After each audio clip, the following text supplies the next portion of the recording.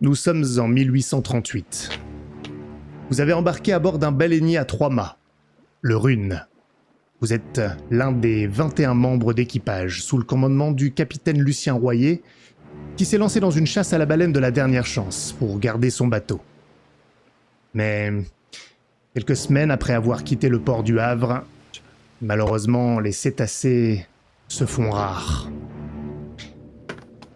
Et vous êtes à présent dans une baleinière. Tous la même.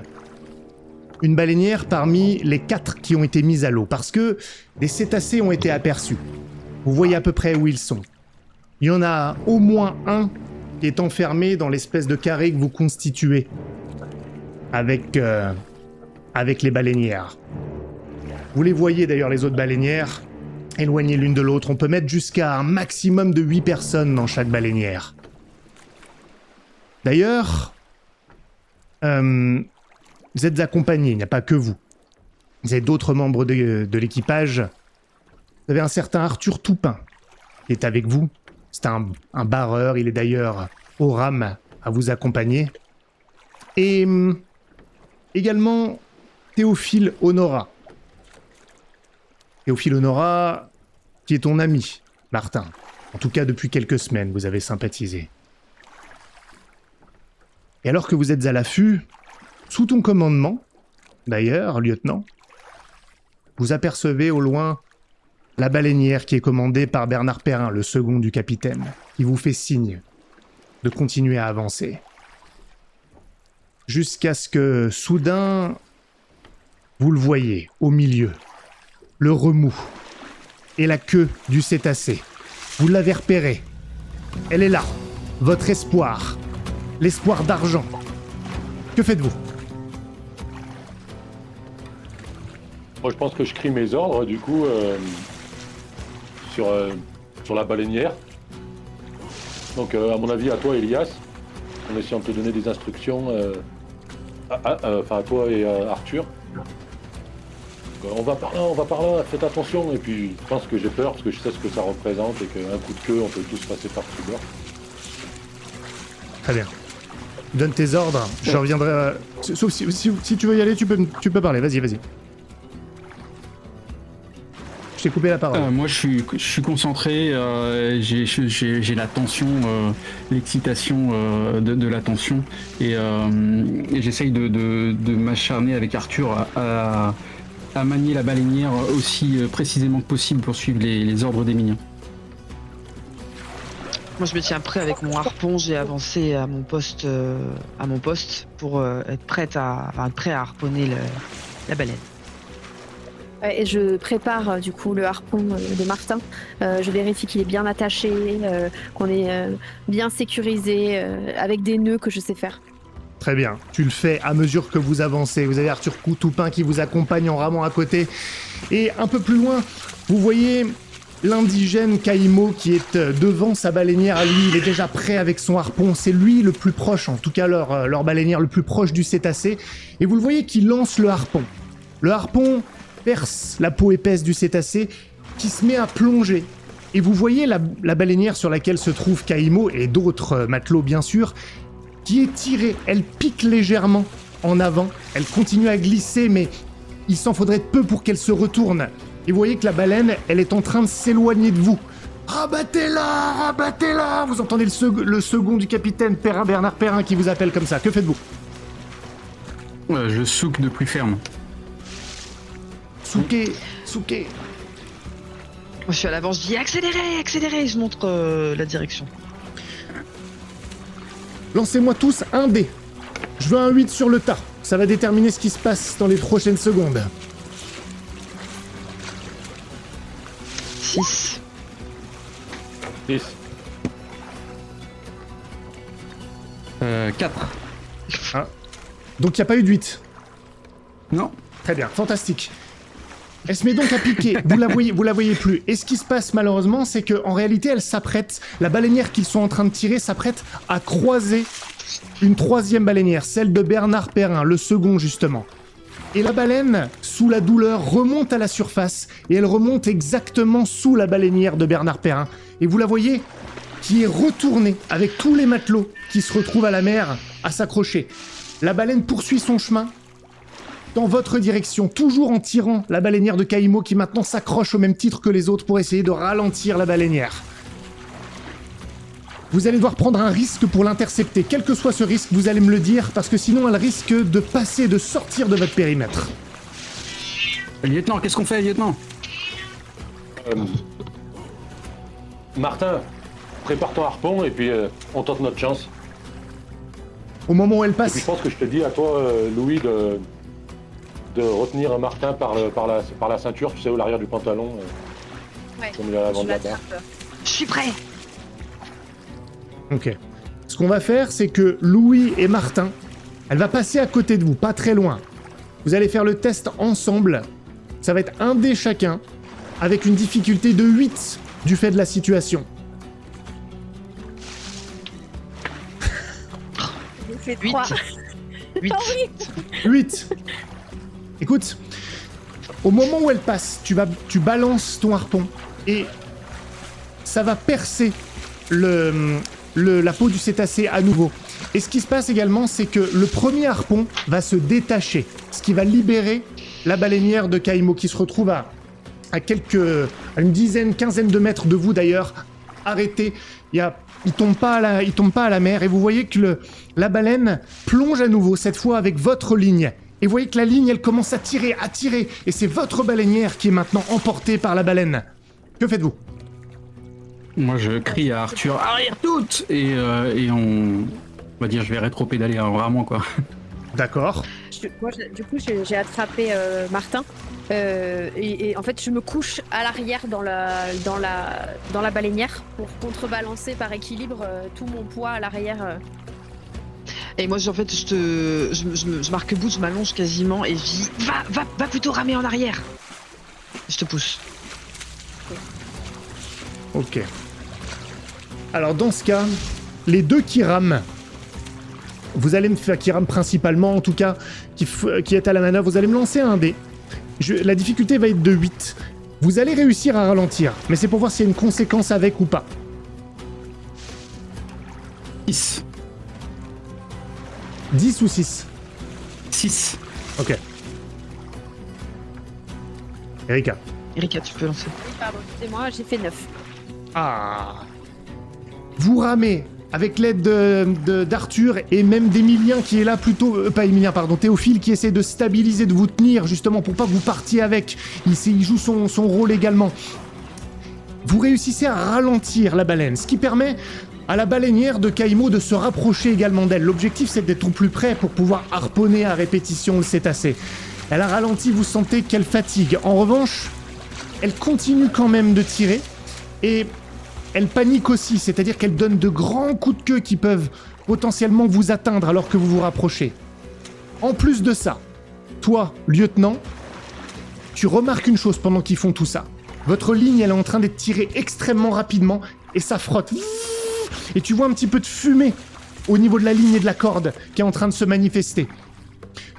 Et avant de vous relaisser la main, de plus, vous voyez qu'il y a certains marins qui ont l'air de dériver parmi ceux dont la baleinière s'est retournée. Et ils sont à une trentaine de mètres de vous.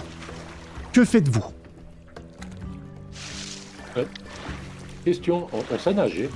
À cette époque, j'imagine que non.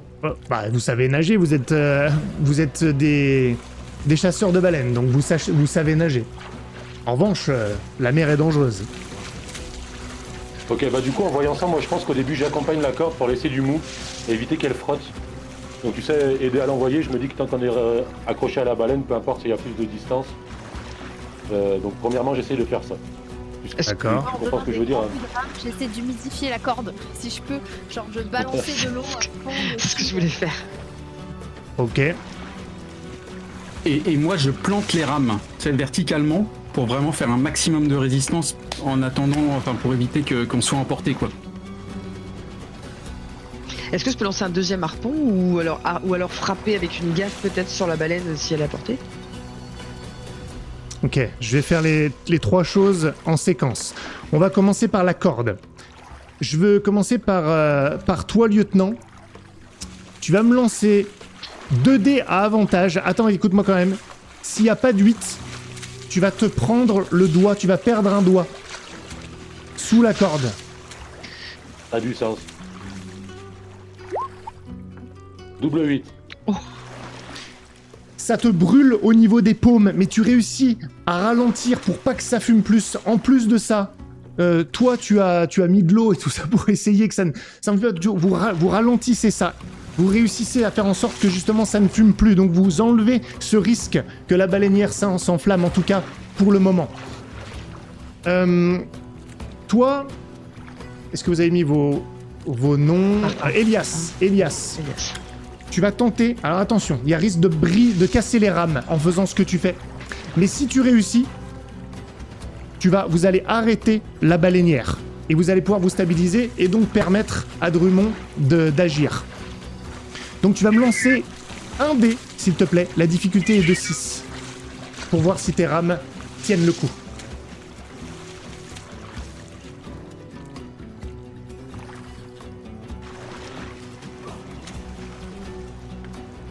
Je sais pas si j'ai entendu. Elias? Pardon, j'ai pas... Tu veux que tu me lances un dé, c'est ça? Échec critique, tu es mort. Non, je rigole. Tant pis. Tu lances un dé, je veux voir si tes rames tiennent. Ok. 7. Elles tiennent, elles manquent de se briser, mais elles tiennent le coup. Et donc vous êtes complètement arrêté au niveau de la baleine qui bat de la queue et qui risque à la fois de vous frapper vous et la baleinière de Caïmo. Pendant ce temps-là, alors que tu t'apprêtes à jeter ton harpon, il y a un des marins de la baleinière de Bernard Perrin qui a complètement dérivé. Il est plus loin de vous, mais il risque de vous dépasser et d'être perdu en mer en fonction de ce que vous faites. Donc avant de lancer ton harpon, Oui, je te laisse me dire si tu veux faire quelque chose. Je vais plutôt D'accord, prendre une corde et lui jeter. très bien. Donc tu fais ça en priorité, si je comprends bien. Oui. Ok. Dans ce cas, vous ne frappez pas la baleine, elle est complètement agitée, elle donne d'énormes coups de queue, vous allez tous me lancer un dé, et vous devez tous faire 6 ou plus, sinon il y a une conséquence. Enfin tous. Chacun de vous pour qu'il n'y ait pas de conséquence pour vous. J'ai fait 10. 6. 7. 3. Ah merde. Ah, voilà qui m'intéresse. Très bien. Tu lui jetais quoi, pardon, au marin qui est en train de... Un bout. Une corde. Tu lui jettes la corde. Il l'attrape. Oui. Tu le reconnais, tu te dis en plus, s'il fallait qu'il y en ait un qui dérive, c'est bien lui, c'est Jules Marie, c'est un costaud, un survivant, âpre. Il l'attrape presque avec les dents et il commence à tirer pour revenir. Tu vois qu'il n'y a pas de peur sur son visage. Il était dans le jus. Il est en train de remonter. En revanche, t'as pas tiré sur la baleine. Et là, elle frappe votre baleinière avec la queue. Et donc la baleinière, elle remonte un petit peu. Et c'est pour cette raison que toi, lieutenant, tu es projeté en arrière et tu tombes à l'eau, à la mer toi-même. Et la baleine est en train de passer sous la baleinière de Caïmo. Elle s'apprête à s'échapper. Que faites-vous? Oh mais la mer! Je gueule. Jetez-lui une corde! Ouais, je balance une corde au lieutenant. Ok. Est-ce que vous laissez la baleine filer donc? Vous la poursuivez pas tout de suite? J'ai besoin de savoir ça. Est-ce que le bateau de Caïmo on est le bateau le plus proche de lui, c'est-à-dire que là il est tombé à l'eau et on est le bateau le plus proche de lui. Ah, oui. Ah, vous êtes le plus proche, oui. Celui de Caïmo est pas loin non plus. En voyant la baleine se rapprocher, moi je pense que je vous crie la baleine, en priorité. Ouais.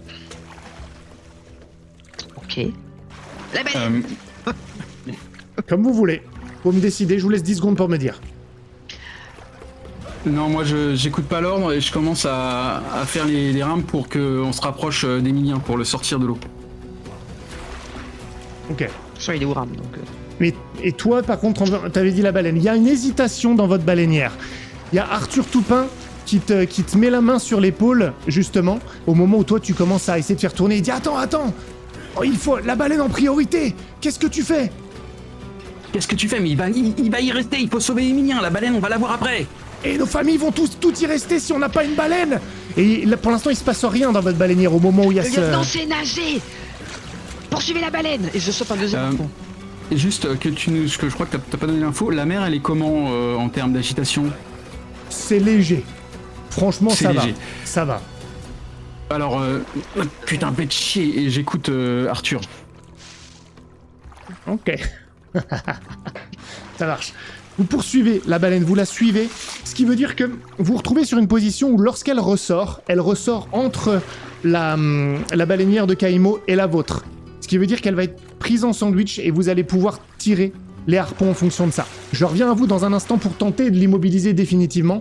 En revanche, toi, qu'est-ce que tu fais? Tu es à l'eau, la baleinière s'éloigne, il y a quand même du courant. Qu'est-ce que tu veux faire?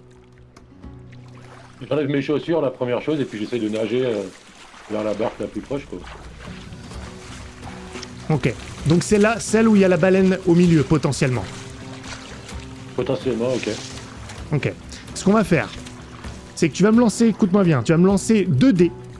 La difficulté, elle est de 6. C'est avantage. Attends, écoute-moi. Si tu foires, t'es perdu en mer. C'est déjà foutu pour toi. En fait, ça va être beaucoup plus rapide que 4 heures. T'inquiète pas. Oh putain. Combien? Avantage, t'as dit, hein. Avantage.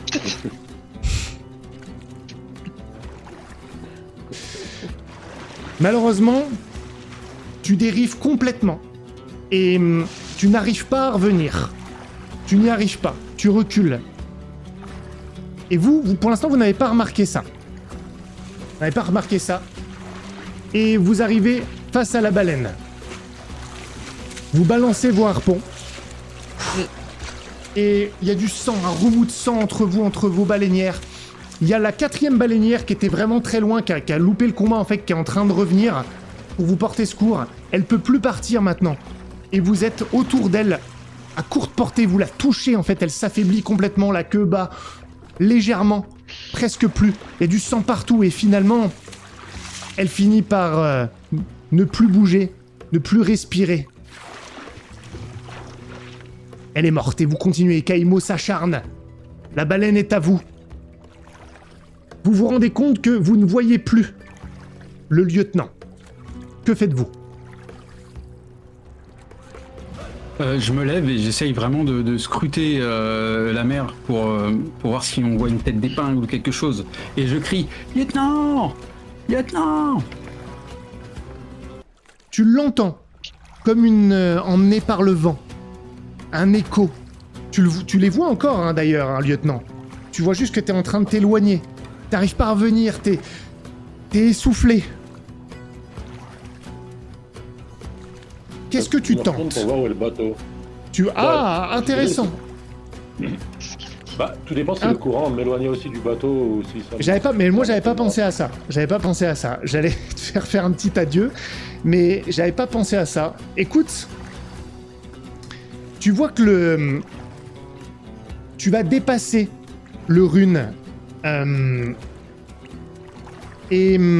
mais tu vas passer pas très loin. Et il y en a qui sont des matelots qui sont restés sur le pont.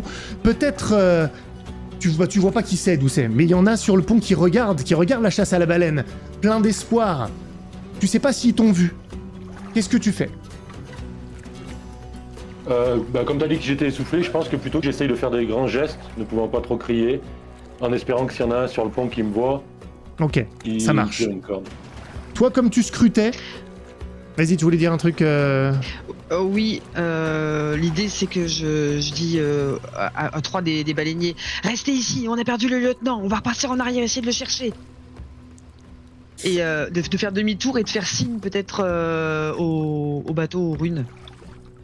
Ça marche, que je considère que tu fais signe au bateau. Et toi, Elias, vu que tu scrutais... Enfin, je sais pas s'il y a un signe pour dire la mer, quoi, par exemple. Oh, je pense que c'est tout à fait logique. Voilà. Surtout qu'en plus, ils ont été particulièrement attentifs parce qu'il y a l'une des baleinières qui s'était retournée quand même. Et là, donc, les hommes se sont mis dessus. Elias, je pense que tu peux le voir. Tu le vois, tu le distingues.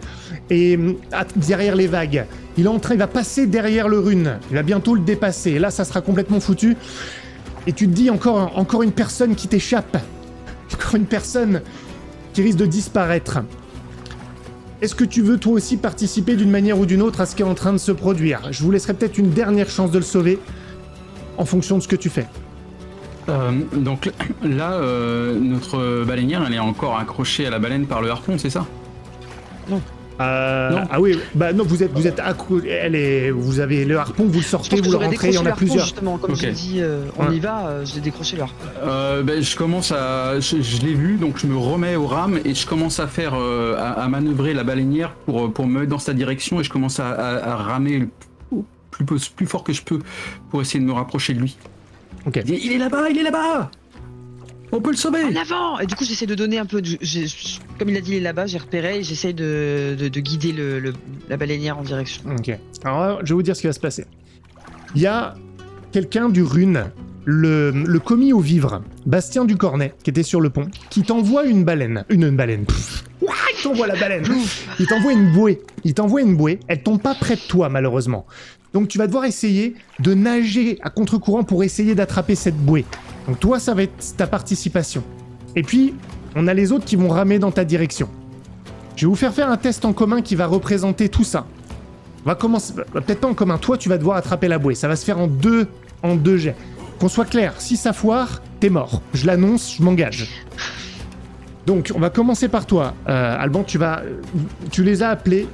Je vais te faire un test à avantage, difficulté 6 pour attraper la bouée. C'est la première étape. Si tu foires, c'est foutu pour toi.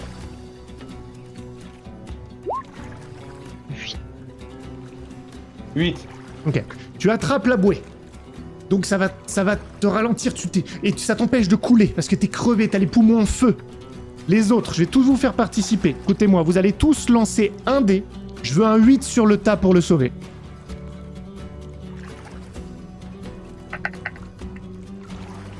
Tête. 6. 8.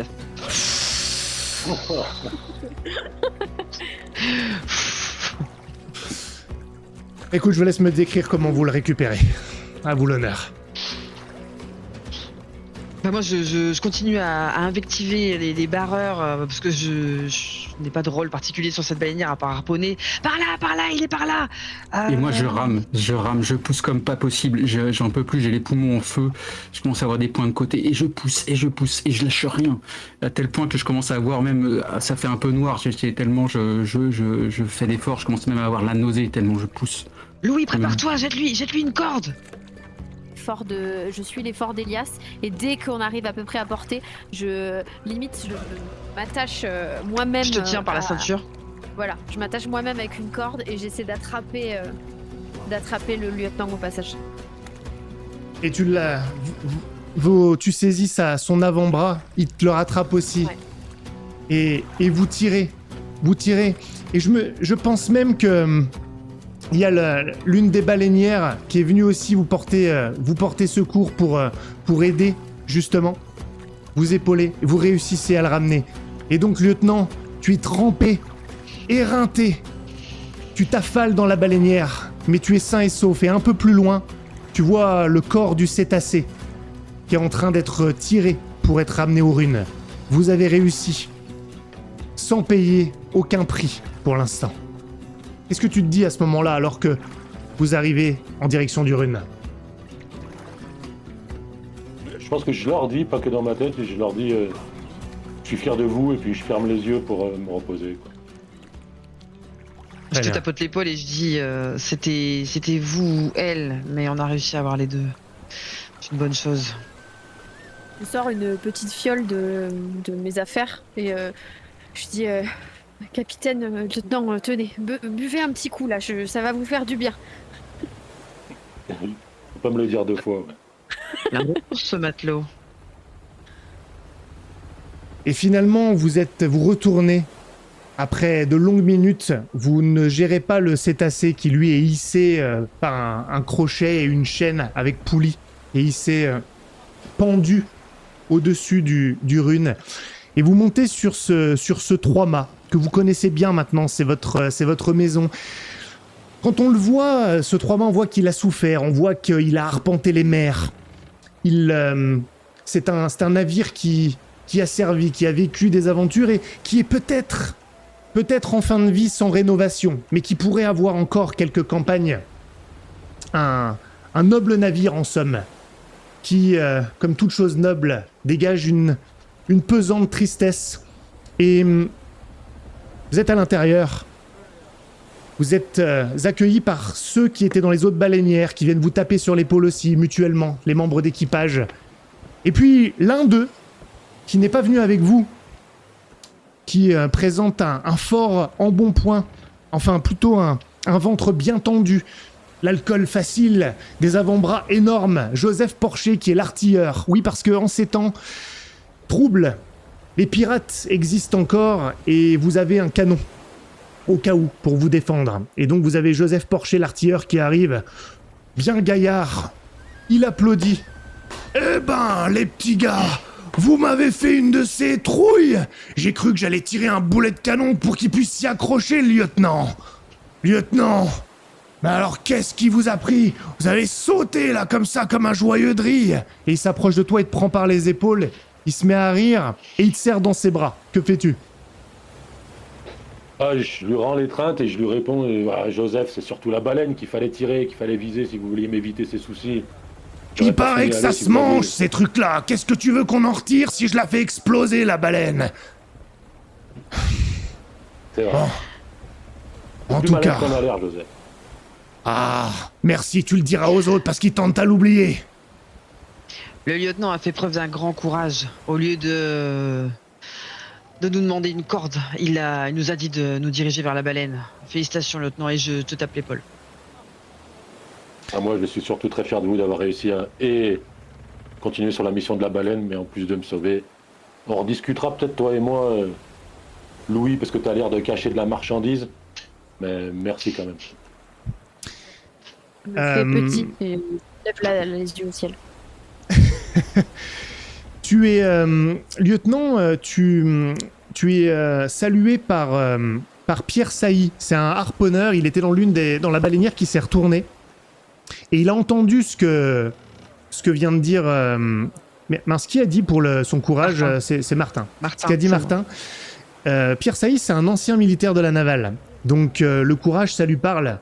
Et il vient de voir et il te met la main sur le bras et te dit... c'est des hommes comme toi dont on avait besoin dans les temps où on affrontait vraiment les pirates chaque semaine que Dieu faisait. Alors, c'est peut-être juste une baleine, mais pensez aux membres de l'équipage. Avant soi, c'est honorable. On a de la chance de t'avoir comme lieutenant. Le capitaine sera content.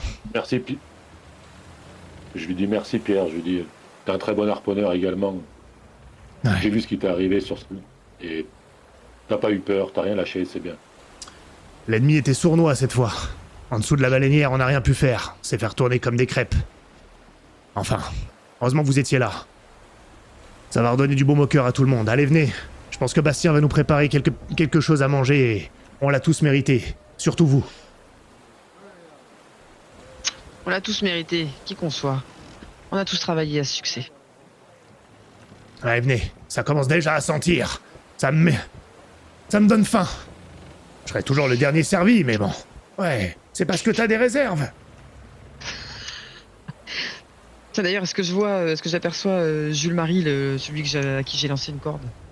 Ouais, il est là. Lui, il est en train de finir de hisser le cétacé. Il est à la manivelle pour le remonter avec la chaîne. Il regarde ça d'un air satisfait. Il est, Je me plante à côté. il est encore trempé. Belle bête. Ah, dis donc, j'ai bien cru que t'allais finir par nourrir les poissons, toi aussi. Je lui mets un coup de coude.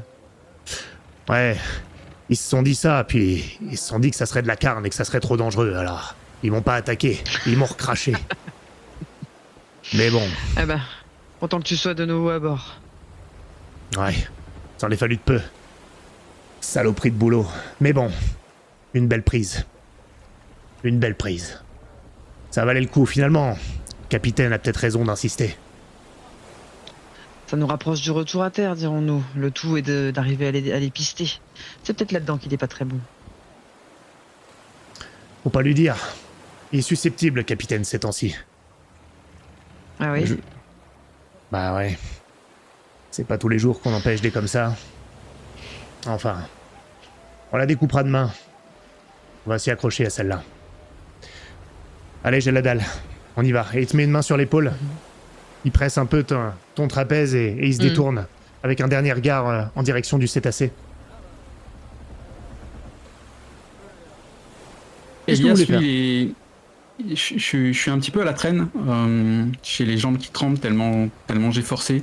Je suis livide, donc je suis un petit peu en retrait par rapport à cette joie d'avoir pêché la baleine, parce que je suis vraiment, j'en peux plus quoi. J'ai pas l'effort physique, c'est pas encore, j'ai pas encore un corps qui est tout cet adapté à ça, et donc je suis vraiment au bout de ma vie là.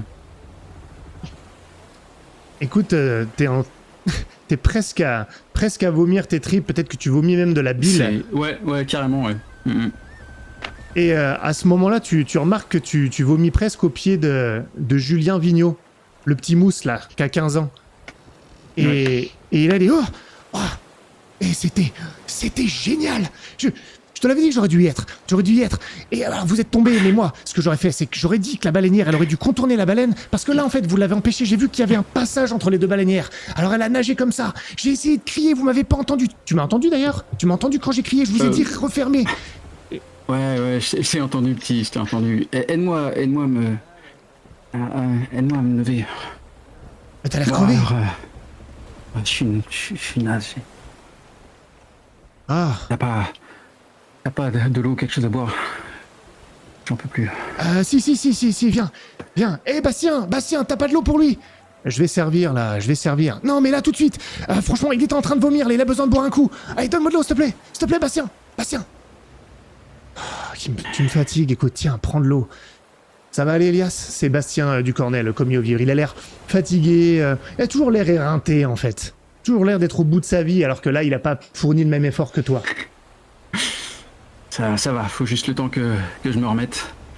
Mais ça va aller, j'ai bien cru qu'on allait perdre le lieutenant. Ouais. Bah, c'est des choses qui arrivent, hein, malheureusement. Tu peux, et tu pourras dire au petit Vigneault là d'arrêter d'être dans mes pattes tout le temps. Prenez-le la prochaine fois sur la baleinière, parce que qu'il nous lâche pas, c'est vraiment insupportable. C'est un gamin, arrête. Oui, mais bon, il faut qu'il fasse quelque chose à un moment. Il veut y aller et le capitaine n'arrête pas de l'interdire. Il faut qu'il apprenne le métier. Moi, j'en peux plus de l'avoir dans les pattes. Ouais, je vais m'occuper de lui, mais il est encore trop jeune pour aller sur la baleinière. Encore qu'il se fasse un peu de la carrure, quoi. Regarde, c'est une brindille. Oui. Enfin bon, on va le faire manger un peu alors. Bon, il faut que j'aille servir tout le monde là. Sinon, ils vont encore dire que j'ai pas préparé. Attends. Allez, à tout à l'heure. Et il se détourne de toi sans même faire trop attention à ton état, comme s'il était lui-même déphasé. Paul-Louis, t'es dans quel état? Tu fais quoi là? Je pense que du coup je me suis faufilée dans la cale pour essayer d'aller planquer mes affaires et aller récupérer, je sais pas, une petite gourmette avec une croix dessus ou quelque chose, tu vois, un signe religieux. Et je la garde bien fort dans ma main et je planque ma petite bouteille. Ça sera pour une autre fois, allez. Et je me ressaisis un peu et je me dis, le meilleur moyen de se planquer là, c'est d'aller manger. Je vais aller trouver Caïmo. Et je pense que je me dirige au moment du repas, voir si je le trouve. Alors, justement, je dirais que alors que tu viens de faire ce que t'as fait, alors tu peux m'expliquer juste ce que t'as planqué exactement, là, que je comprenne bien? Parce que je suis pas sûr de... Ma petite fiole d'alcool que j'ai donnée au lieutenant. D'accord. Oui, d'accord, ok. Je pense que justement au moment où tu te retournes, tu te rends compte que Caïmo, il était là, et toujours très calme, il a rien dit, tu l'as pas entendu, et il te regarde, très indifférent à ce qu'il vient de voir. T'es même pas sûr qu'il a vu ce que t'avais planqué. Et il te fixe. T'as l'habitude, hein. Au début d'ailleurs, peut-être que ça t'inquiétait un peu, et il te regarde, comme s'il était dans l'attente de quelque chose. Tu sais pas de quoi. Je te laisse me dire comment tu réagis. Je pense que du coup je suis surpris et je me retourne d'un coup. Caïmo, tu m'as vu? Non mais ça va, hein, moi ça va, hein, tout va bien, ça va. Hein. Il s'approche de 2 pas et il a un regard dans ce que t'as planqué. Il hausse les épaules. On l'a eu alors, la baleine. Tu crois que c'est une première? D'une bonne série? Oui, enfin j'espère. Je pense que tout le monde serait heureux que ça soit pas la dernière. Mais je suis pas prêt à risquer la vie de n'importe qui en fait. Ça fait partie du métier.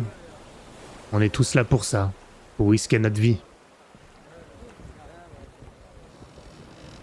Alors, si on la perd, quelle importance réellement? Ça ne serait qu'un corps de plus à la mer.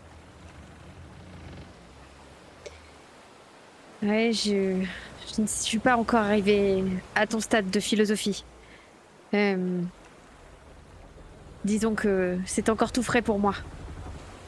Voir les gens partir, c'est... En tout cas, de ses propres yeux, c'est une autre chose. Tu vois, j'aurais l'impression que la mer reprendrait ses droits. Elle l'avalerait comme ça, le lieutenant, et... Je sais pas, je vois des choses dans les rêves. J'ai peur. Moi aussi, beaucoup d'entre nous. Simplement, certains n'attachent plus d'importance aux rêves. Ils ont tort. Ils nous disent beaucoup de choses. On sait les interpréter. Est-ce que tu lui as dit pourquoi t'étais là à Kaimo? Ou pas? Oui, je pense que oui. Je pense que... Je continue, je lui dis... Tu vois, des fois je rêve de mon frère et... Il se fait avaler comme ça, par la baleine. Je sais qu'il est là et... J'espère encore qu'il est vivant, tu vois. Et je me voyais pas voir le lieutenant partir comme ça sous mes yeux, ça concrétiserait la mort de mon frère. Mais... Je te l'ai déjà dit. Il faut que tu te prépares. Ça ne veut pas dire que tu ne dois pas chercher. Et... Tu sais quelles sont les chances. La mère, tu dis qu'elle reprend ses droits. Elle n'a pas besoin de les reprendre. Elle a tous les droits ici. Droit de vie et de mort sur nous. Je serre d'autant plus la petite croix que j'ai dans le poing, tu vois. Il voit ton poing qui se serre. Je pense pas qu'il sache ce qu'il y a dedans. Tu vois qu'il regarde. Il fait toujours très attention aux détails, Kaimo. Toujours très précis. D'ailleurs, ce qui est étonnant, c'est que il fait souvent attention aux détails et des fois, il donne l'impression de ne pas voir ce qui se passe devant lui, justement. Et il pose sa main sur ta main qui se serre sans chercher à voir ce qu'il y a dedans. Comme s'il savait que c'était important pour toi. Et... Bien. Allons manger. J'ai faim. Et il se détourne. Factuellement. Je prends une grande respiration et je le suis. Quand tu arrives, c'est un peu plus calme. Certains ont commencé à s'installer. La plupart des marins sont ensemble. Mais il y a quand même quelques petits groupes. Je pense que... D'ailleurs, en sortant, tu remarques l'un des matelots qui est adossé contre le bastingage, un peu en retrait. Il a un pot en métal posé sur une caisse, donc probablement de la nourriture, mais il y touche pas pour l'instant. Et il est en train de dessiner. C'est Lionel Fournier, un des deux frères, l'aîné de deux frères qui sont là. Et il dessine pas mal. Et là, tu vois qu'il est en train, tu t'en doutes, il est en train avec un fusain ou autre, en train de dessiner l'équipage qui est rassemblé. Il regarde la baleine aussi qui est un peu plus loin, pendue. Et toi aussi, tu contemples finalement ce tableau que lui, il est en train d'essayer de restituer.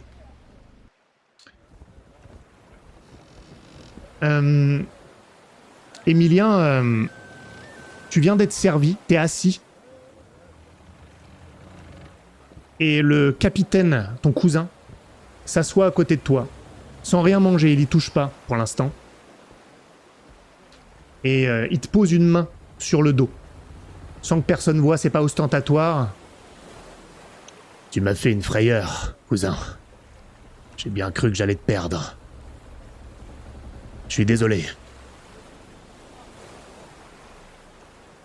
Je me lève du coup sans toucher à mon assiette, je me retourne et je lui serre la main et je lui dis c'est pas de ta faute mais on l'a échappé belle, oui. Après regarde, on a une prise. J'espère que ça te fait plaisir. Oui, vraiment. C'est la preuve qu'il faut persister. Et je compte sur toi pour m'aider à faire en sorte que les hommes ne baissent pas les bras. C'est une vie âpre, mais On en a vraiment besoin. Vous avez vraiment bien travaillé. Je pense que ça va redonner espoir à tout le monde. Moi le premier, pour tout te dire. Mais il faut persister. Ouais, j'imagine. Tu sais que je te fais confiance, moi. Si je suis venu avec toi, c'est parce que je sais qu'on peut trouver et que on va pas revenir les cales à vide. Et t'en fais pas pour les hommes. Le moral a l'air bon quand je vois l'énergie qu'ils ont mis aujourd'hui tous à finir la chasse et aussi à me sauver. Après, peut-être que tu devrais penser à mettre en place un roulement ou quelque chose, parce que tu vois, il y a le petit, là, le mousse, là, t'en as qui ont plein d'énergie sur le bateau, et peut-être que t'en as d'autres qui sont fatigués, épuisés d'être dans les baleinières. Moi, si j'étais toi, j'essaierais de faire rouler les hommes.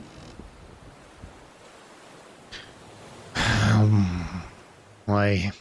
Pourrais essayer avec le petit Vigno. T'as peut-être raison.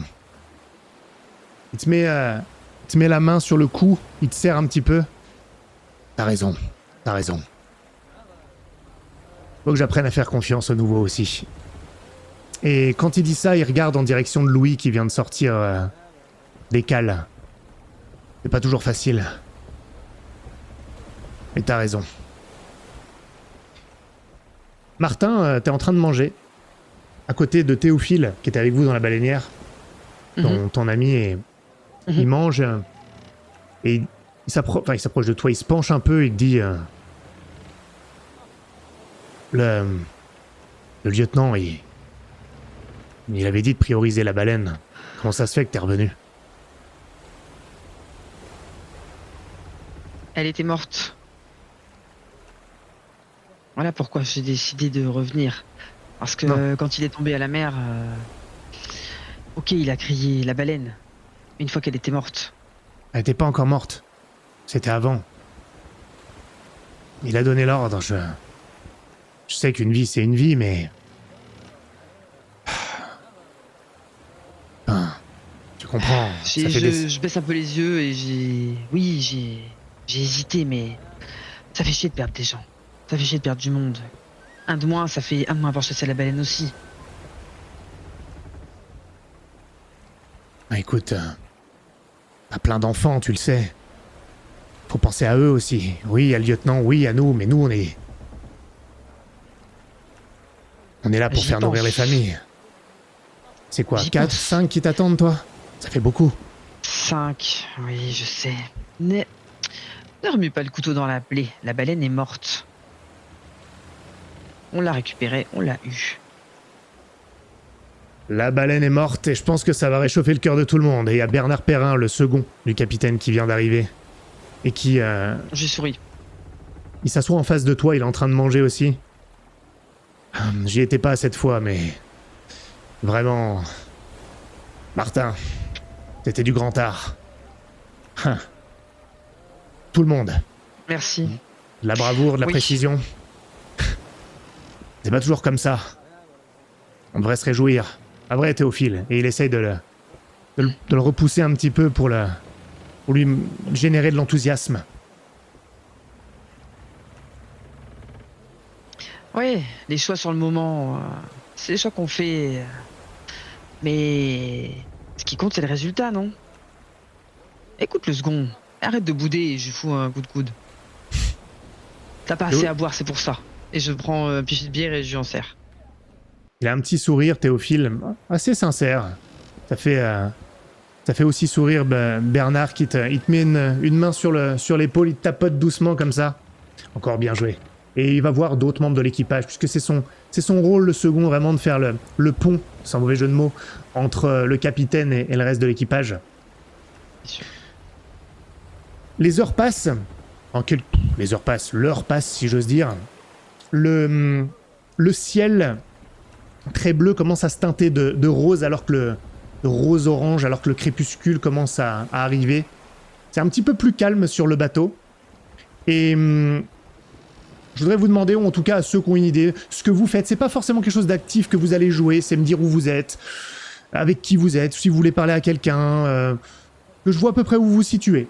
Et ce que vous allez faire alors que la soirée se profile. Moi, j'aurais été jouer aux cartes avec ceux qui jouent aux cartes, s'il y en a qui font ça. Ok. Ça marche. Moi, je suis un peu plus à contempler le ciel qui est en train de rosir, peut-être avec un autre membre d'équipage qui serait un peu dans le même mood. Je sais pas qui pourrait être avec moi, mais voilà, un petit peu à l'écart. Je pense que tu as pu t'adosser au bastingage avec Jean Orville. C'est un matelot d'avoir plus de 35 ans, ce qui est pas jeune hein, pour les gens comme ça roués à ce type de travail. Toujours un type assez mélancolique, très contemplatif justement, un peu comme toi. À ceci près que lui, tu sais qu'il est convaincu qu'il mourra là, en mer. Et t'as toujours l'impression qu'il regarde un petit peu, qu'il contemple d'une certaine manière sa fin, avec une forme de sérénité, toujours une forme de détachement néanmoins. Mais vous vous retrouvez parfois de cette manière.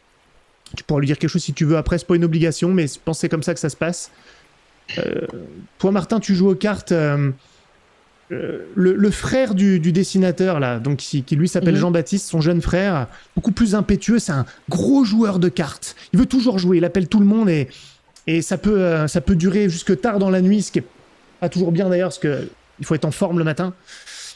Un type très sympa, mais impulsif, quoi. Il croit toujours que quelqu'un va tricher, il est très à cheval sur les règles, mais jamais de manière belliqueuse.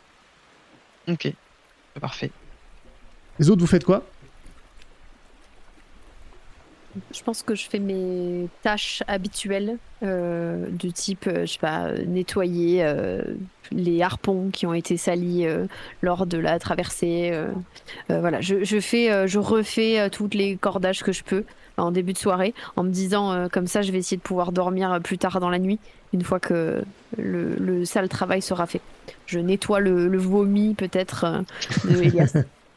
C'est les mouches qui font ça. C'est ça. Ça marche. Ce travail-là, je pense que tu le fais... Attends, je reviens à toi, juste, je peins un peu la chose pour toi. Ce travail-là, tu le fais aussi en présence de Caïmo, souvent en silence. Il est très méthodique dans ce qu'il fait, il t'aide beaucoup. D'ailleurs, depuis que tu es là, il t'a toujours épaulé dans les tâches. Tu as appris quoi faire. Maintenant, il est plus derrière ton dos, mais il est là.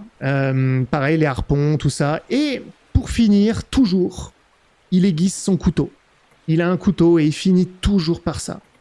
Et il l'aiguise. Ça lui vaut souvent des regards un petit peu soit inquiets, soit dédaigneux de certains membres de l'équipage. Il parle assez peu d'ailleurs aux autres gens. Il parle plus à toi. Et donc voilà, il y a aussi l'ancien militaire de la navale, là, Saï, qui est là de temps en temps. Lui, il échange quelques mots. Caïmo se tait quand il arrive. Il y a une sorte de tension, d'inimitié entre eux. Peut-être deux anciens guerriers, une sorte de tension comme ça, surtout qu'ils ne sont pas du même monde. Encore une fois, vous pourrez me couper la parole à n'importe quel moment si vous voulez m'interrompre et réagir. Je vous pose le décor. Et toi, tu voulais faire quoi, donc, lieutenant de Flandre ? Superviser justement sur le pont toutes les tâches du soir et le nettoyage. En l'occurrence, j'imagine qu'une baleine, ça pisse le sang, il y a un endroit où il faut la laisser pour pas chavirer la nuit, ce genre de choses. Donc je supervise tous ceux qui sont sur le pont et qui font, donc, par exemple, comme Louis actuellement, qui nettoie, qui range, qui prépare le bateau. Très bien. Alors je supervise, hein, je sais que j'ai pas des ordres à donner. Normalement, tout le monde connaît son rôle sur un bateau. En tout cas, je suis là pour éviter que les hommes se battent ou qu'ils tirent au flanc. Ouais, non, mais très bien. Je pense que tu navigues entre le pont supérieur, le pont inférieur. Donc t'es celui qui bouge le plus de lieu en lieu sur le bateau par rapport aux autres. Elias, toi, tu fais quoi ? Écoute, on est tous les deux avec Jean Orville, là. Et je sors de ma poche une sorte de toile enduite que j'ouvre et qui contient un harmonica et je commence à jouer suivant le moment. J'improvise une petite mélodie tranquille, presque un peu spleen, un peu morose. C'est pas la première fois que tu le fais ? Non, je le fais de temps en temps. Jean Orville, à chaque fois que tu joues, il il te regarde. Il voit presque à travers toi, en fait. T'es pas sûr qu'il te regarde toi, mais ça... Il aime bien. Il aime bien, mais il réagit pas pour autant. T'en as d'autres qui de temps en temps s'arrêtent, mais repartent. Lui, il attend toujours la fin. Comme si cette musique l'accompagnait un peu dans ses pensées. Vous parlez peu. De temps en temps, un mot, mais il y a quelque chose. Une sorte de fraternité silencieuse au son de cette musique. Et t'es en train de jouer quand le bateau est percuté par quelque chose. Et vous sentez tous la secousse. Tout le monde, tout l'équipage. Il y a un murmure qui se répand sur le bateau alors que vous êtes secoué. Et ça s'arrête. Que faites-vous? Toutes les cartes ont volé sur la table, on a tous à moitié perdu notre jeu, et moi je tape sur le poing, je fais mais qu'est-ce que c'est que ce bordel? Mais qui a secoué la table? Et je regarde les autres, c'était pas la table? Non, c'était plus là, c'était plus. Il y a le capitaine qui Bordel. arrive sur le pont. Qu'est-ce qui se passe ici? On n'a rien heurté? Je regarde à droite à gauche avec Jean, j'essaye de voir s'il y a des récifs ou quelque chose qui aurait pu heurter la coque. Tu regardes justement en bas, alors il fait sombre maintenant, mais tu vois que l'eau bouge comme elle doit bouger lorsque le bateau vogue tranquillement. Il n'y a pas d'à-coups, il n'y a pas de... Ça tangue légèrement, comme après le choc, d'accord, mais rien de particulier, excepté le fait que tu entends un autre son, pas très loin, un énorme plouf. J'essaye de scruter, voir ce qui a pu tomber du bateau. Tu le vois assez vite, avant tout le monde en cherchant. Le crochet où se trouvait la baleine est vide. Ou presque. Il reste une partie de la queue de la baleine qui est encore accrochée. Il manque tout le reste. Et là, je crie « La baleine! La baleine !» Quoi la baleine? Quoi la baleine? En montrant le crochet. Je cours en direction, Moi, je pense vas-y Alban, vas-y. Bah, je crie à la vigie en fait. Après le choc, moi c'était. Mais putain, tu dors! Déjà pour voir ce qu'il a vu. Et la vigie te répond justement. Et il te dit « Comment ça? Qu'est-ce qui se passe ?» Il est à son poste, il n'a pas forcément vu ce qui se passait au niveau du bateau.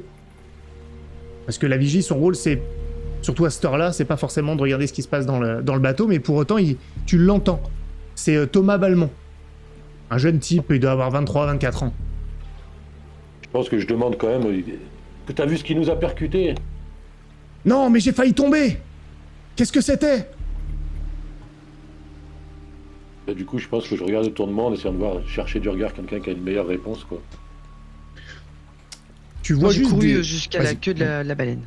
J'ai couru jusqu'à Ok. la queue et mais qu'est-ce qui se passe? Et bordel, mais et c'est arraché, c'est coupé, c'est C'est arraché, c'est comme si la majorité du corps c'était complètement... Ouais, c'était vraiment arraché. Il y a je regarde peut-être autour de même... moi, est-ce qu'il y a quelqu'un de plus proche? Est-ce qu'il y avait quelqu'un qui s'en occupait à ce moment-là ou pas?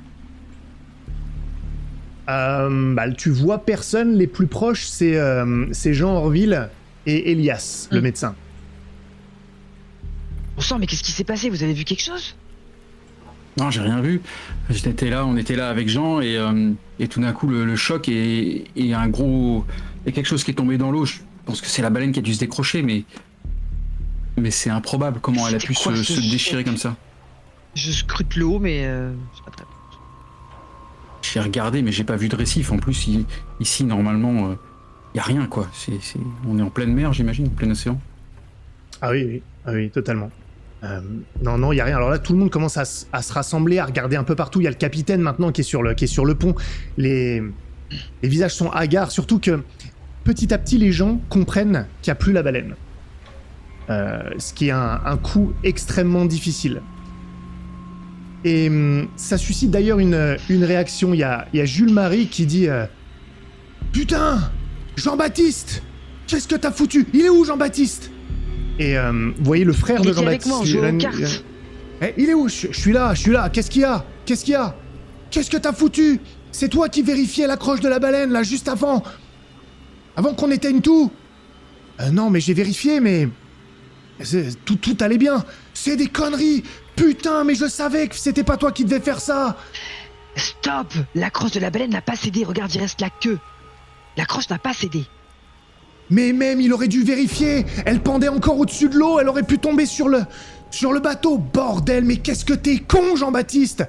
Ça suffit, ça suffit. Eh, parle pas comme ça à mon frère, il a fait son travail. Tu sais pas encore, Jules, tu peux pas savoir. J'interviens pour séparer les hommes en leur disant, messieurs baleines ou pas baleines, vous allez tous finir au fer, on se calme. Et déjà juste histoire de redescendre un petit peu la tension. T'arrives à les calmer pour l'instant, et les deux frères qui sont là. Le Jean-Baptiste, il est vraiment énervé d'être accusé comme ça. Son frère est plus pondéré, il te fait un petit signe de tête d'ailleurs, quand tu essaies de calmer les choses. Je pense que je demande à Jean-Baptiste, du coup la baleine était encore au-dessus de l'eau, elle était pas au-dessus du pont, alors qu'il confirme s'il l'a laissé. Non, je suis sûr, elle était au-dessus du pont. D'ailleurs, regardez le crochet, il est encore là où il devait être. Et de fait, le crochet, si on le suit, il est toujours au-dessus du pont. Si elle était tombée toute droite, a priori, si personne l'a rebougé entre-temps, elle aurait dû tomber sur le pont. Est-ce qu'on voit une trace qui rentrerait sur le bateau et qui éventuellement sortirait du bateau avec du sang cette fois?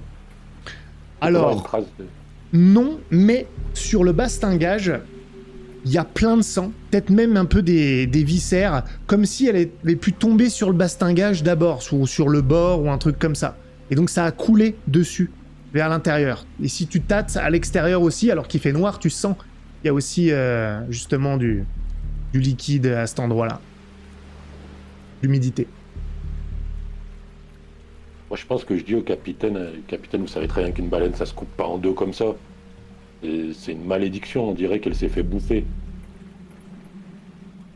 Et au moment où tu dis ça, il y a Claude Tuillier, c'est le doyen. Il a peut-être pas loin de 50 ans. Toujours le visage râblé, toujours très sérieux, taciturne, et il dit « Ouais, moi je suis d'accord avec le lieutenant. Ça ressemble à une malédiction tout ça, capitaine. C'est... La mère, elle veut pas qu'on réussisse.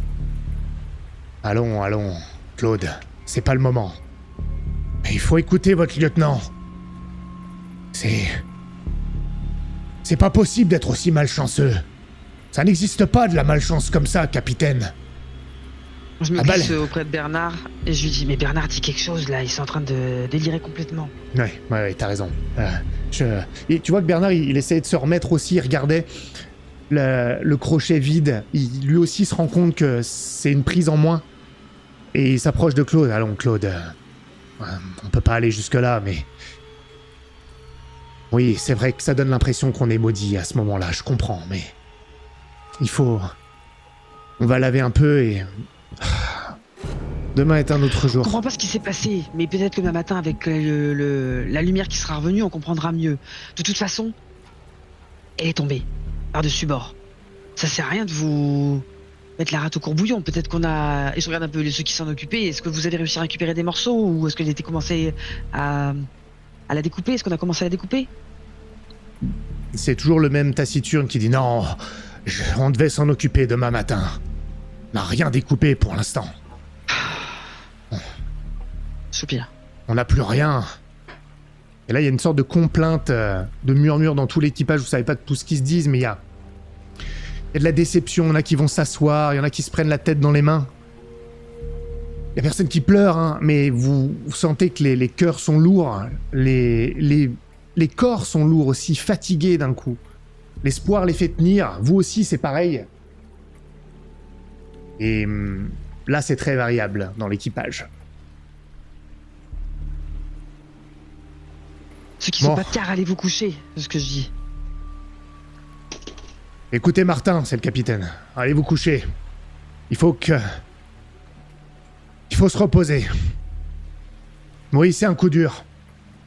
C'est vrai. Je peux pas vous le dire autrement, mais c'est pour cette raison que on peut pas désespérer. Allez dormir, c'est un ordre. Pour les autres, vous faites votre quart. On en reparlera demain. On a vu des cétacés, ils étaient plusieurs, il n'y en avait pas qu'une. On va trouver les autres, on leur donnera la chasse. Demain, on partira 1 heure plus tôt. Allez. Ouais, et on les aura. C'est ce que je dis. Je me dirige vers l'entrepôt. Ok. Avant qu'il qu'il s'éloigne, je rattrape Bernard. Je lui dis, c'est qu'une hypothèse comme ça, mais est-ce que ça pourrait pas être un prédateur, une orque qui aurait attrapé la baleine? Peut-être. Ça paraît quand même... Non, elle a juste dû se détacher. Je pense que... Le petit fourni, il a pas dû faire attention et... Le crochet ensuite a dû... Je sais pas, la poulie a dû rebouger après qu'elle soit tombée. Je pense qu'il a oublié. Faut pas trop le dire parce qu'il va prendre le feu et... Impulsif comme il est, ça va mal se passer. Ok. Pas de C'est roule, je vois pas comment elle aurait pu tomber. Si elle était mal accrochée, peut-être. Ou... Vous avez la queue, ça s'est arraché, elle était peut-être fragilisée, et peut-être la chair s'est déchirée avec le poids. Ça doit être ça. Je sais pas comment on va remotiver les hommes, mais il faut absolument qu'ils se relèvent. Mais en pleine mer, on peut pas abandonner comme ça.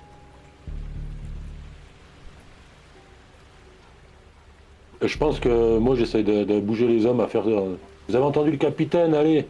Ceux qui ont quelque chose à faire, vous restez là, les autres tout en bas. Je me dis que pour le moral, bah, c'est avant tout de la discipline sur un bateau. Ouais. Quand tu dis ça, tu vois qu'il y a Arthur Toupin à côté de vous, c'est le gars qui avait ramé comme un beau diable d'ailleurs dans votre baleinière aussi, hein.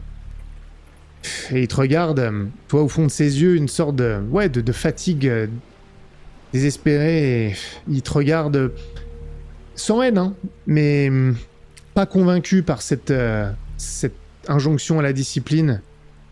Pas de défi non plus, mais baisse la tête. Une sorte de reflet de ce qu'est la motivation chez bon nombre des membres de l'équipage. Pas tous, certains gardent la tête haute, certains ne s'affalent pas. Mais une partie. La nuit va se terminer, sauf si vous avez quelque chose que vous voulez absolument faire, vous voulez ajouter. Si vous me dites non, la nuit se terminera et les choses vont avancer. C'est bon. Juste avant de quitter le pont, je jette un dernier regard par-dessus bord en me disant que peut-être le corps de la baleine flotterait un petit peu et que par chance, ou même c'est limite un miracle, je pourrais l'apercevoir. Le miracle n'aura pas lieu. Et pour l'instant, cela donne raison au doyen. Pas de miracle cette nuit. Et c'est quelques jours qui s'écoulent en réalité. Je dirais presque 3. Vous avez suivi la direction dans laquelle les cétacés se dirigeaient la dernière fois que vous les avez vus. Et certains ont été aperçus avec la longue vue. Mais il n'y a rien à faire. Pour l'instant, ils vous échappent. Et à un moment, vous entendez la vigie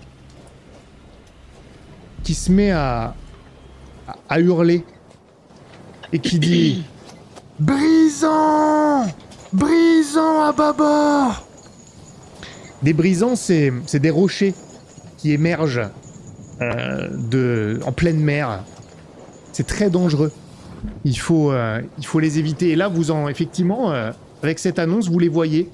Deux espèces de rochers, tels des monstres marins, mais c'est bien des rochers piquants, qui sont peut-être à une centaine de mètres l'un de l'autre, au maximum. Et vous n'êtes vraiment pas loin, et le courant est fort, il y a beaucoup de vent, beaucoup de houle. Et il faut manœuvrer donc pour les éviter, pour passer outre. Et vous participez tous à la manœuvre. C'est long à cause du courant qui vous pousse contre ces rochers. Tout le monde est mis à contribution. C'est lent. Et c'est ce qui fait que vous vous laissez surprendre par ces nuages qui s'amoncellent au-dessus de vous. Il se met à pleuvoir et vous voyez même des lueurs dans les nuages indiquant que l'orage est très proche et va être sur vous. Et lorsque vous évitez définitivement ces brisants, vous avez réussi, vous êtes dans la tempête. La mer est un vrombissement dans vos oreilles. Il fait très sombre, presque nuit, tellement les nuages sont maintenant épais. Vous êtes dans l'orage, les vagues vous paraissent gigantesques. Vous gravissez des collines, l'une après l'autre. Les gens de l'équipage crient, donnent des ordres, vous entendez pas bien. Et c'est la voix du capitaine qui va hurler au-dessus du vent. Vous entendez à peine ce qu'il vous dit, il se casse la voix, vous hurlez. Il faut se dépêcher! Il va falloir refermer les voiles! Il faut absolument qu'on aille fermer la voile du Grand Une! Le Grand Une, c'est la voile carrée qui est à l'arrière du bateau. Je veux aussi des gens sur les vergues, des membres d'équipage sur les vergues, pour refermer les grandes voiles, notamment sur les mâts. Je veux quelqu'un à la barre, au moins 2 personnes pour contrôler, sinon on va se retrouver, on va se retourner. Allez, plus vite que ça.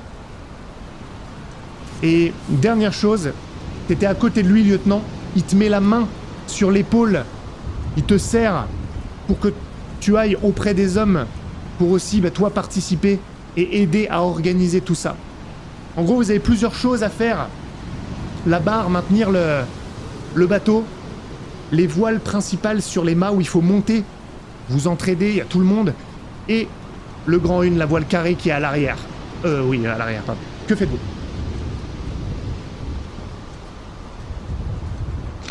Moi, je me dirige vers la barre. Et, Ok. et si je vois Arthur dans le champ de vision, je l'appelle. Je dis, Arthur, viens m'aider. On va s'occuper de la barre. Ok, ça marche, je reviens à toi. Les autres. Moi, je pense que je vais vers une des grands voiles, en tout cas du mât principal. Si elle se pète, on est baisé, quoi. Donc, mon objectif, c'est de remonter absolument cette voile. Allez, donc toi, tu vas aller plutôt vers le centre, vers les mâts pour escalader les vergues au niveau des cordages. Ça marche. Absolument. C'est ce que je voulais faire aussi, mais j'avais mon micro coupé. Donc, Ah. Donc toi, tu fais la même chose. Ok, vous allez oui, donc oui, être... j'allais vers les vergues aussi. Ouais. Allez, ça me va très bien. Et toi, lieutenant, que fais-tu ? J'essaie du coup de m'occuper de la voile à l'arrière. La première que tu as citée, c'est ça? Ouais, La grande une. ouais, le Le Grand Grand Une. Ouais. Est-ce que tu veux emmener quelqu'un avec toi ?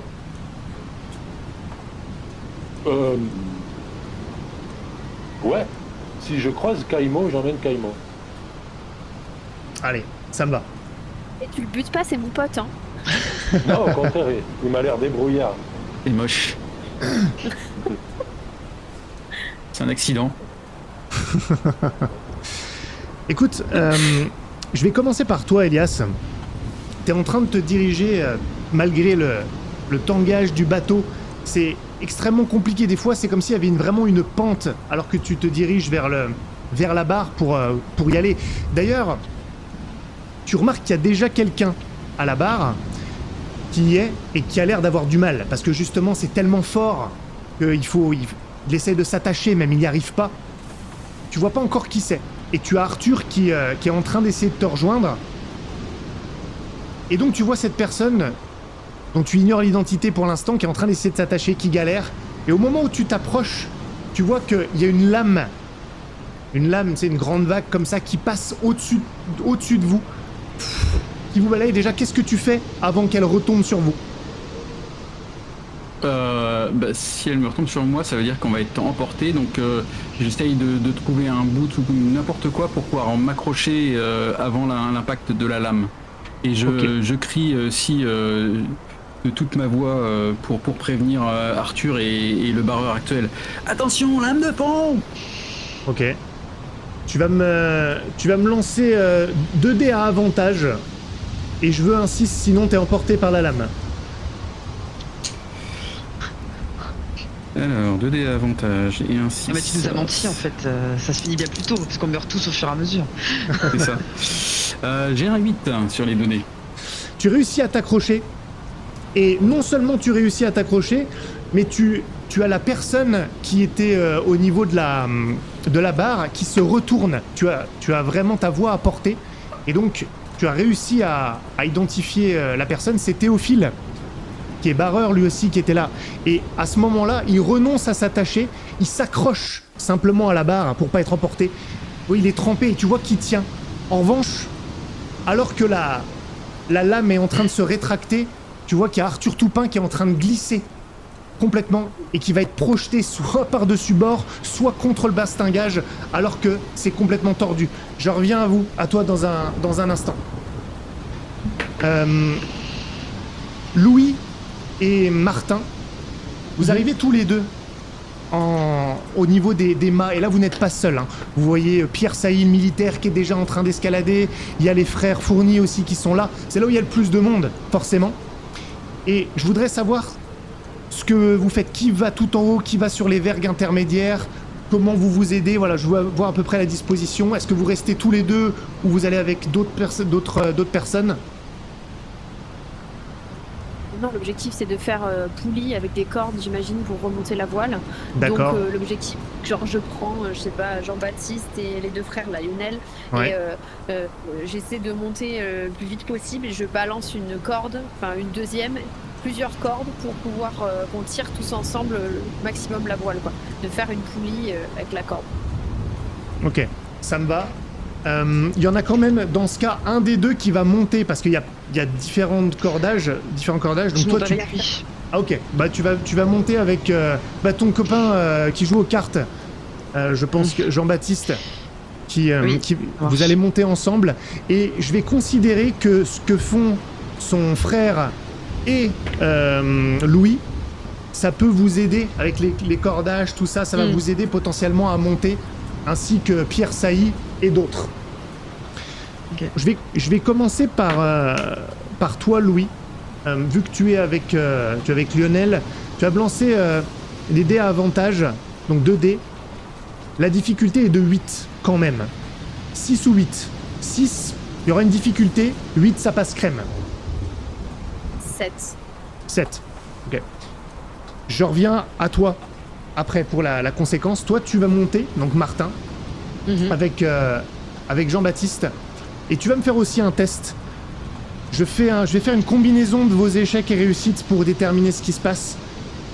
C'est pareil, c'est avantage, difficulté 6 et 8. Je vois rien sur CD. 5. C'est un peu nul. Ah ouais, là c'est pas bon. Ouais, non, c'est pas bon. C'est pas bon du tout. C'est pas bon du tout. Donc, ce qui se passe, Je suis c'est que là, hein. malheureusement, en bas, vous n'arrivez pas, il y a trop de vent. Vous-même, vous êtes parfois projeté. Je pense même que Lionel, à cause du vent, peut-être d'une lame qui va se prendre, il va tomber. Rien de bien grave, mais il va glisser. Donc en fait, il va lâcher une des cordes. C'est ce qui fait que vous n'arrivez pas à les aider.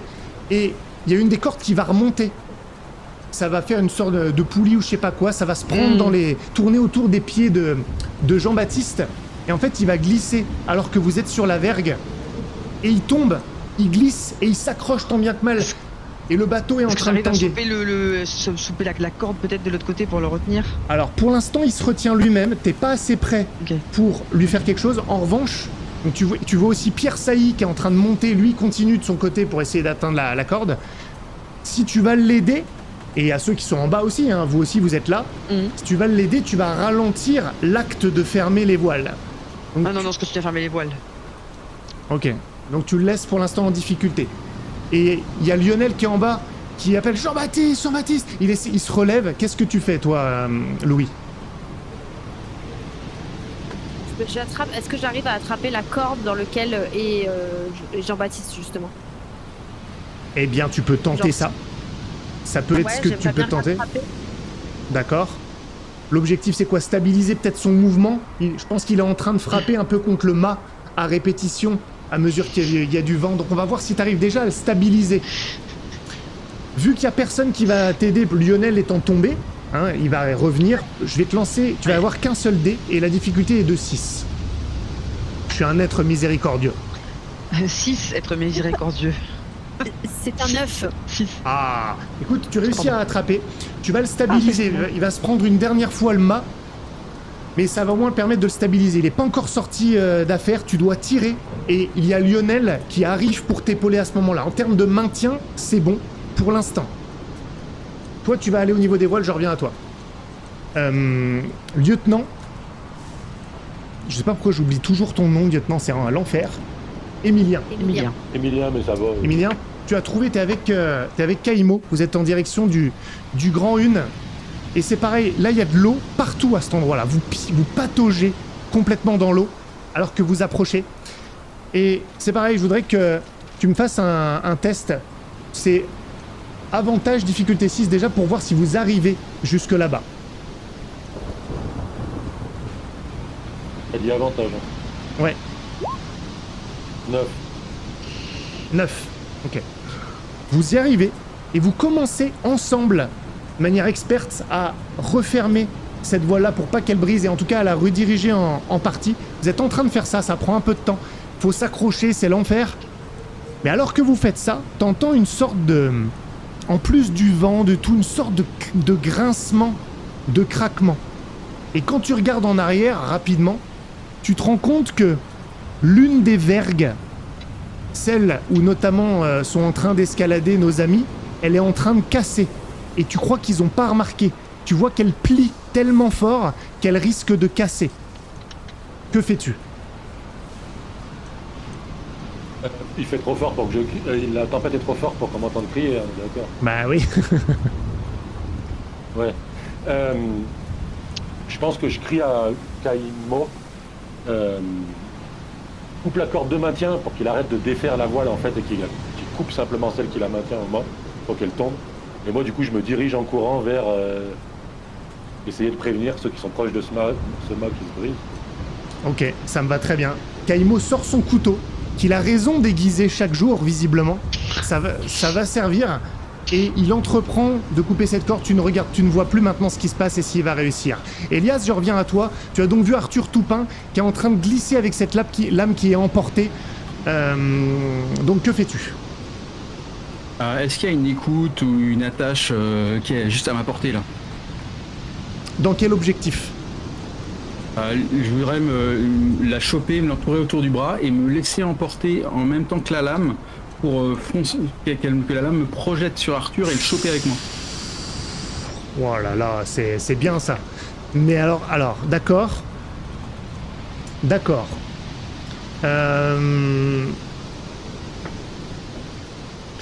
Tu peux faire ça. Le risque est quand même grand, mais la récompense sera grande. C'est-à-dire que je te propose un truc. Je te propose un truc. Tu vas me lancer un dé. Attends.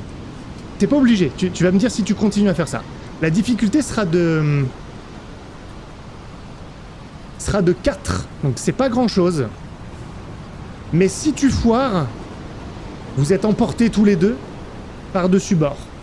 Donc c'est soit tu fais ça, et c'est fini pour vous, hein, je vous le dis.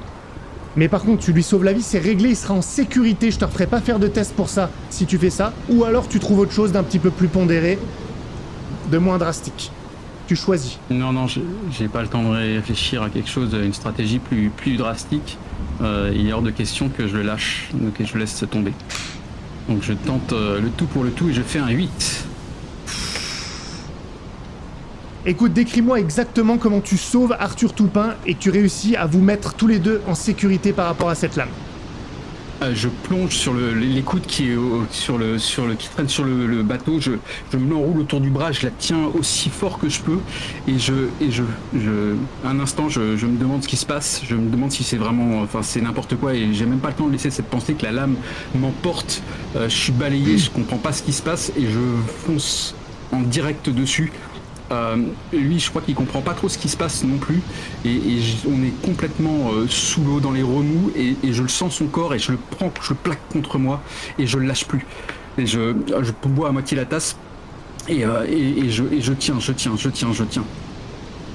Ok, tu réussis, tu vois que il finit par comprendre où il est et à voir ce qui se passe. Lui aussi va réussir à se tenir et quand tu vois qu'il est stabilisé, vous allez pouvoir reprendre votre chemin en direction de Théophile Honora qui s'accroche toujours. Lui-même, il ne s'est pas accroché à la barre, il vous attend en fait pour que vous soyez vraiment, vous puissiez tous à la barre. Je vais te demander d'ailleurs un dernier test. C'est pas pour voir si tu réussis, il n'y aura pas de risque pour vous. Pour voir à quelle vitesse vous allez arriver à la barre. Ça sera important pour les autres si vous reprenez le contrôle justement du bateau. Avec Arthur. C'est compliqué parce que le pont est crampé et je fais un 2. Ah, je t'ai pas dit le groupement. Hein. Je t'ai pas dit le groupement de dés, combien de dés fallait lancer. Ah, je t'ai pas dit. Je pensais que c'était un dé bêtement. Non, je t'ai pas dit. Okay. Donc il compte pas tant que je te l'ai pas annoncé. Non, vu la situation dans laquelle vous êtes, ça va être à avantage et la difficulté va être de 8. Mais encore une fois, il y aura pas de conséquences, c'est juste la rapidité.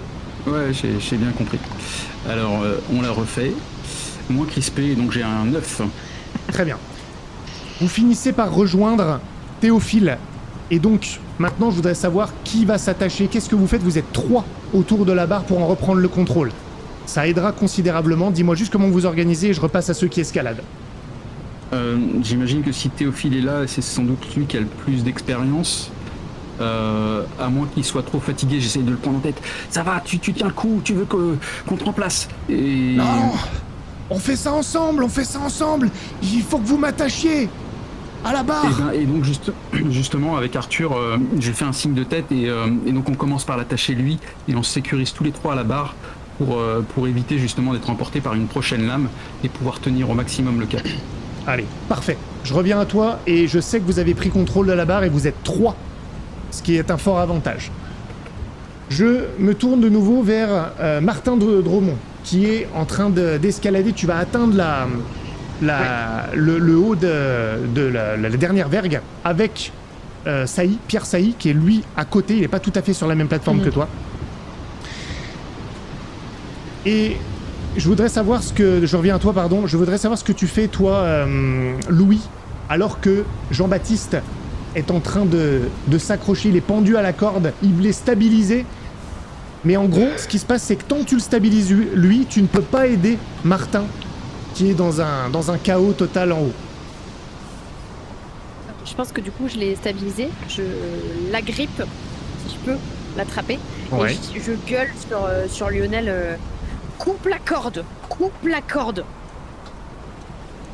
Ok. Ça marche. Lionel s'emploie à faire ça, c'est son frère, donc c'est sa priorité.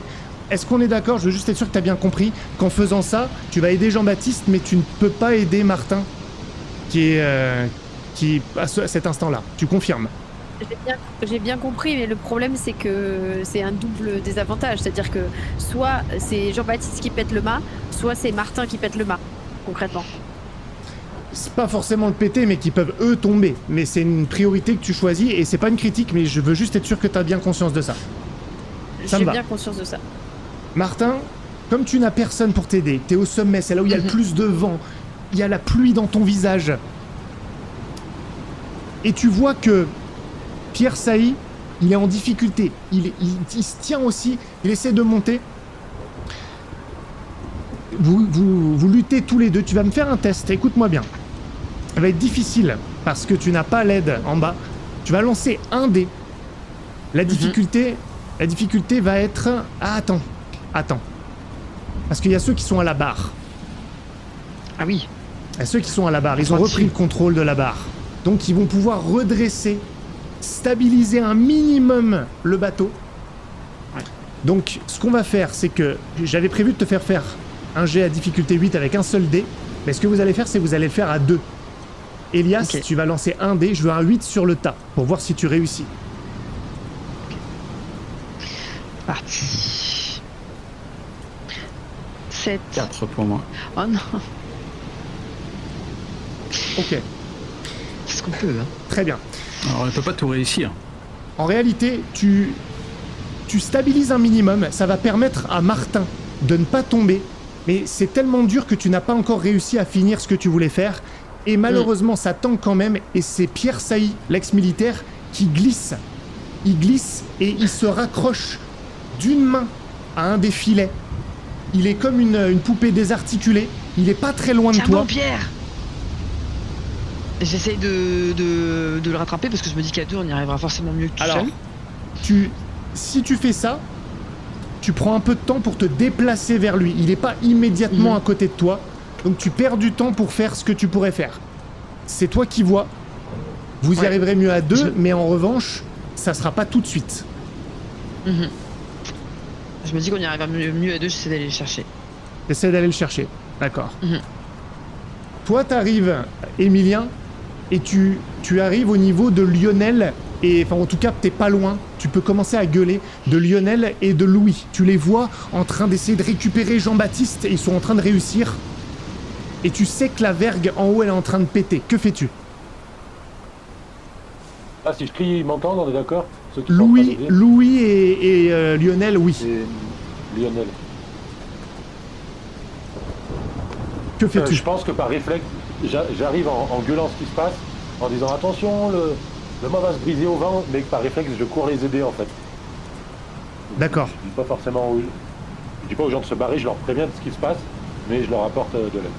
Ok, donc vous finissez, tu les aides pour Jean-Baptiste, Lionel coupe la corde, vous le récupérez, il n'y a pas de problème, mais en même temps, Louis, vous venez d'entendre ça, plus toi que Louis d'ailleurs, parce qu'il est avec son... pas Louis, pardon, Lionel, parce qu'il est avec son frère, c'est le plus important, mais tu entends ce que vient de te dire Emilien, et juste avant que tu puisses réagir à ce que tu viens d'entendre, tu vois un truc de l'autre côté du bateau, il y a deux des baleinières qui se décrochent sous l'effet de la tempête et qui tombent dans l'eau de l'autre côté. Tu les vois comme dans un rêve lointain, tu les entends même pas, t'as vu qu'elles étaient tombées. Et tu viens d'entendre ce qu'a dit Emilien. Sur la vergue en haut, que fais-tu? Donc toi tu te rapproches de nous, c'est ça, Emilien? Ouais, je pense même que je suis déjà arrivé. Quoi. Oui, il est là, il vous aide avec Jean-Baptiste. Ok, là l'objectif c'est récupérer les gens qui vont tomber. Si le mât va tomber dans 2 secondes, le truc c'est plus le mât quoi. C'est j'ai essayé de me positionner pour récupérer Martin, pour récupérer Jean, voilà. Pierre. Mais récupérer comment? Parce que là ils sont très hauts, hein. S'ils tombent, tu vas pas pouvoir les récupérer comme ça. Ils sont très très... Ils sont genre quoi, 10 mètres, 15 mètres? Ouais, plus que... Ouais, bien tassés, ouais, ils sont à 15 mètres. Et le truc c'est que en fait, eux ne savent pas, ils ont pas vu, comme ils sont dessus, que la vergue elle était en train de plier. Ils se rendent pas compte. Je leur gueule. Accrochez-vous à tout ce que vous pouvez. Martin, accroche-toi. Ok, je veux voir si ta voix porte suffisamment. Tu vas me lancer un seul dé à difficulté 6, une chance sur 2. Eh bien, c'est un 5. Ok. Martin, tu n'entends pas, malheureusement. Tu n'entends pas ça.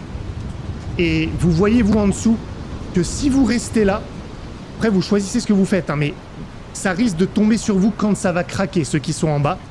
Donc je veux juste savoir ce que vous faites. Je vous laisse 10 secondes pour vous décider, après je reviens à Martin.